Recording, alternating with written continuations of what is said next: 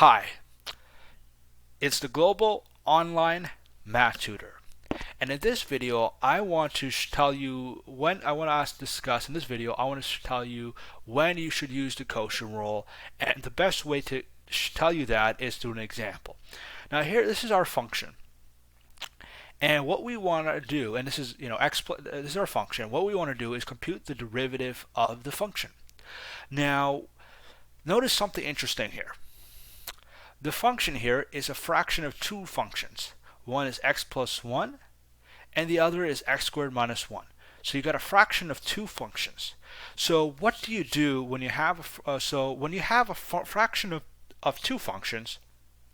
What you use is quotient rule. So quotient rule is used to compute the derivative when you have a fraction of two functions.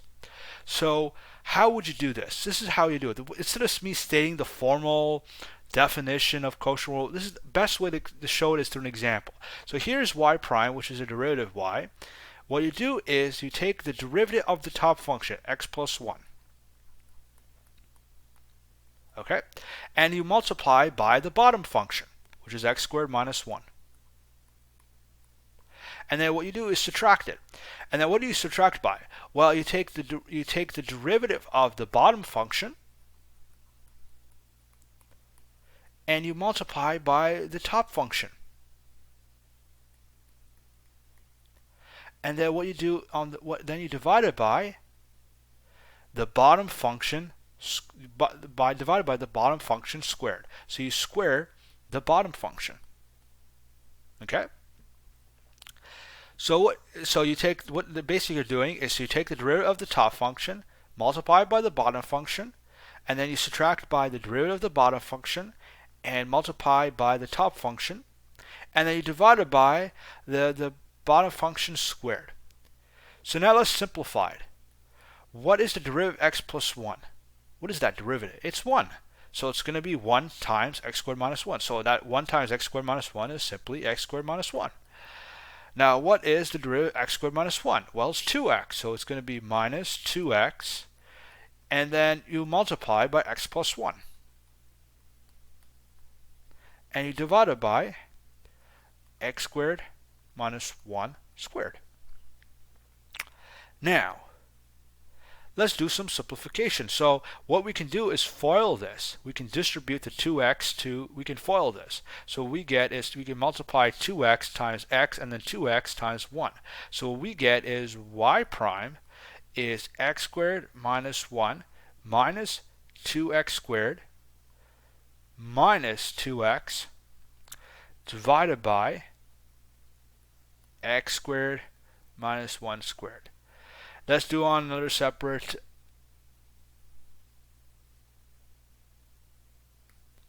Let's now do some simplification. So if you simplify the top part, so notice that you have an x squared and a minus 2x squared. So you can combine them together. So you basically add collect like terms. And so if you simplify the top, what you're going to get is y prime equals minus x squared minus 2x minus 1 over x squared minus 1 squared. Now the trick is if you factor a minus 1, what do you get? If you factor a minus 1, you get minus x squared plus 2x plus 1 over x squared minus 1 squared. Now let's look at this. If I factor this one, what do you get? This is minus x plus 1 squared. Now for the denominator, notice x squared minus 1. So I'm going to write it here. This is my rough work. I call it rough work.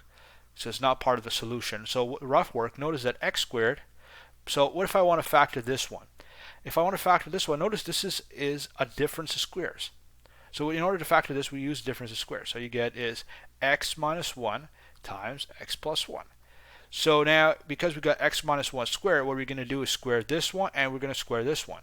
So what we get is x minus 1 squared multiplied by x plus 1 squared. Oh, look at this. It's so beautiful. Look at this. Look at this. This is so beautiful. You should love this. You should love it, love it, love it with your, love this, because you should be like, ah, yeah, man, yeah, it's awesome. Look at this, look at this.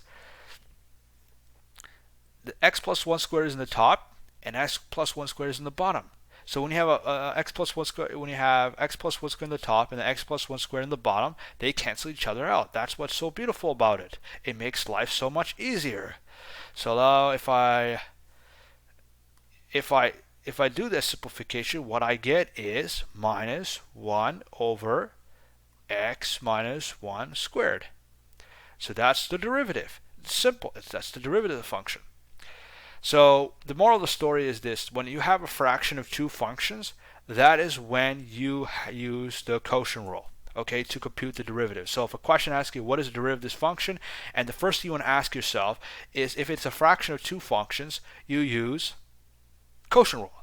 So I hope you liked this video. Please like, comment, share, subscribe, and hit the notification bell for more of my videos.